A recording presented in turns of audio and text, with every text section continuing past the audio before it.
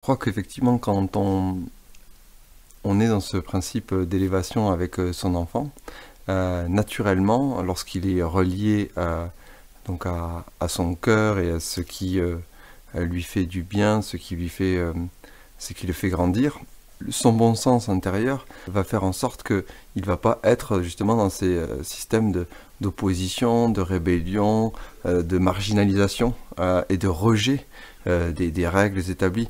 Puisque lorsque un être comme ça s'écoute et précisément dans son cœur, il n'est pas dans ce rejet et il n'est pas dans cette résistance en fait à toutes les normes et règles, etc., qui régissent un système. Il peut évidemment les considérer absurdes, hein, à juste titre ou non, mais il ne va pas nécessairement en fait vouloir, je sais pas, que sa liberté empiète sur celle du voisin, etc. Ça, c'est pas ça, s'élever d'une certaine manière. C'est, enfin, en tout cas, élever un enfant et donc lui permettre de grandir en conscience. C'est au contraire le ramener au fait que ce qu'il fait aux autres, il se le fait à soi, avant tout. C'est cette première prise de conscience qui est importante dans l'élévation.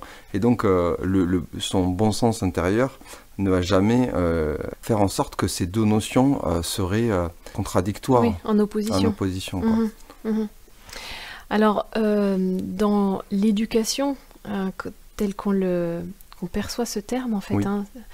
Il y a beaucoup de peur. Oui. Le parent qui éduque de cette manière, donc dans le but de conformer son enfant, sa progéniture Oui. à une société, à un système de valeurs, d'organisation, etc. Souvent, hein, d'ailleurs, on invite tous les parents à revenir à ça, hein, s'appuie sur des peurs fondamentales Oui. qui sont celles de ne pas être normal, hein, Oui. voilà, d'être mal perçu, mal jugé, inadapté, exclu. Oui. Et ce qui amène forcément le parent à aller dans des excès en tout genre. Oui. Beaucoup d'incohérences, beaucoup de contradictions aussi entre ce qu'il ressent véritablement au fond de son cœur, Oui. hein, et d'ailleurs on le voit de plus en plus, hein, dans les formes d'éducation. Et ce qu'il impose à son enfant. Voilà, et ce qu'il impose à son enfant. Et d'ailleurs, très souvent, on voit d'ailleurs que ce qu'on impose à l'enfant, on ne l'imposerait jamais à un adulte. Oui. Et ça, c'est un signe pour moi, selon moi, qu'on est dans une forme d'éducation à ce moment-là qui est éloignée de ce qu'on est véritablement. Oui, c'est-à-dire qu'on est dans l'injonction purement mentale, et des fois même Voilà. paradoxale, hein, ce qui fait que l'enfant, d'un côté il entend blanc et de l'autre côté noir, et il ne sait plus comment se comporter. Ou il voit noir, parce que si l'adulte lui-même ne lui donne pas l'exemple de ce qu'il impose, Oui. hein, sous prétexte qu'il faut qu'il apprenne et qu'après il fera ses propres choix, Oui. en réalité... Ou quand il sera grand, il sera plus libre. Voilà, c'est ce qu'on fait miroiter, hein, en fait, à la plupart des enfants, que ce soit à la maison ou que ce soit à l'école, en fait. Hein. Oui, oui. C'est pour l'instant tu fais ça, pour l'instant c'est très contraignant, on t'oblige à faire des choses, Oui. voilà, quand tu seras grand tu décideras, mais en attendant c'est comme ça. Oui. Et en réalité, au niveau, je me mets à la place d'un enfant que j'ai été moi aussi, hein, Oui, oui. mais cette dichotomie entre ce qu'on nous dit et ce qu'on voit, Oui. chez l'adulte, ce qu'on perçoit. Ce qui nous pousse effectivement après à avoir pour l'enfant en fait, hein, avoir des comportements du coup de dissimulation, de mensonges, de faire, comme on dit, des coups bas, des choses par derrière, pour ne pas être pris au piège. Et on a tous été de cela, c'est-à-dire à faire le mur, à essayer de... Oui, ou mentir sur...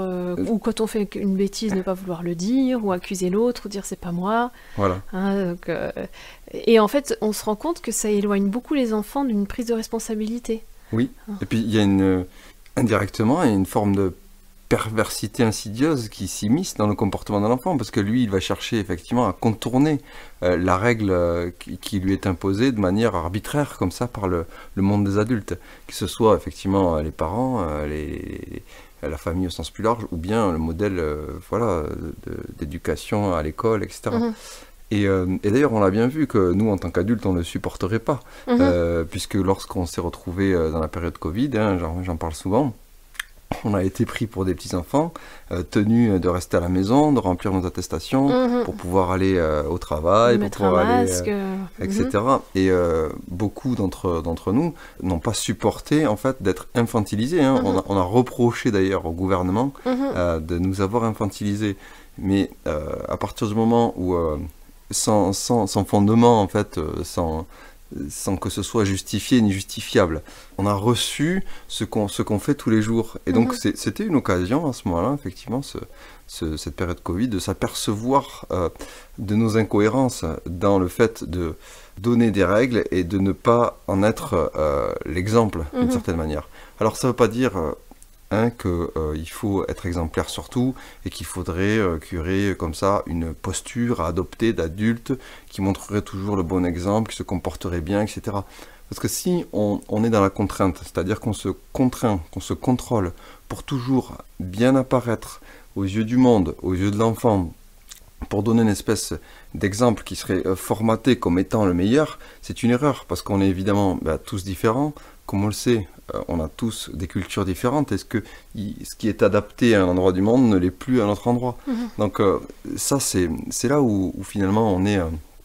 l'éducation nous éloigne déjà de notre sensation intérieure et après de notre capacité à répondre aux situations avec la plus grande vacuité. Donc je rappelle, la vacuité, c'est cette liberté qui nous permet, dans la réponse que l'on propose, d'être complètement nous-mêmes. C'est-à-dire que un jour, face à un même stimuli d'extérieur, on va répondre de telle manière et une autre fois de telle manière, parce que l'individu qui nous demande d'interagir de telle façon n'est pas le même, il ne vient pas avec la même intention, nous ne sommes pas dans le même état intérieur, et donc on va évidemment pas nous adapter, mais on va dire s'ajuster, au sens de répondre avec justesse.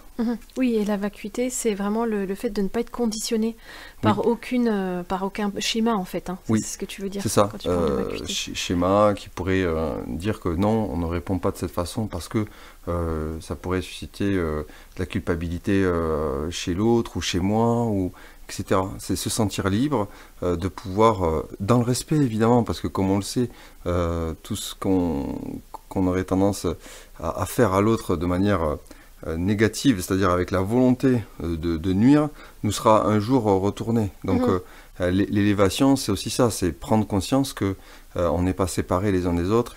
Et l'éducation, comme on le disait tout à l'heure, par le fait qu'elle exerce une contrainte, une pression, un cadre très ferme en fait sur de petits êtres, eh bien eux, par principe de survie et d'équilibrage, vont avoir tendance à contourner tout ce règlement et d'une certaine manière à créer des schémas et des patterns en eux qui sont en réalité avec une certaine forme de perversité qui les conduit toujours à esquiver, à fuir, à nier. Oui, c'est ça. Voilà. À fuir la responsabilité de leurs actes, en fait. Ouais.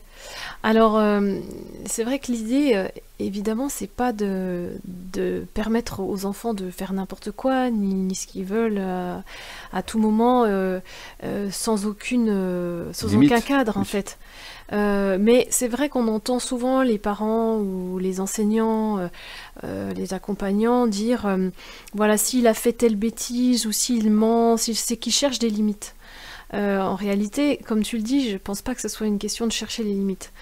C'est une question justement d'aller rencontrer aussi intérieurement qui il est ou qui elle est, en contournant justement ces schémas imposés, ces cadres, qui vont forcément l'amener à faire des expériences mémorables d'une certaine manière. Parce que quand on fait une bêtise ou qu'on fait quelque chose, on s'en souvient en général, puisqu'il va y avoir des conséquences. Et en réalité, s'il n'y avait pas ce cadre ferme qu'on pose, il n'y aurait pas, comme tu le dis, ces contournements, à aller faire des actions et du coup de les transformer en bêtises d'une certaine façon par le fait de les nier, de ne pas vouloir les assumer finalement. Donc l'idée n'est pas de ne pas poser de cadre, mais c'est vraiment d'avoir conscience que à chaque fois qu'on va dans une norme en fait, quelque chose, d'où est-ce que ça part en fait? Est-ce que ça part d'un espace de nous qui a peur de ne pas coller en fait au système, au schéma,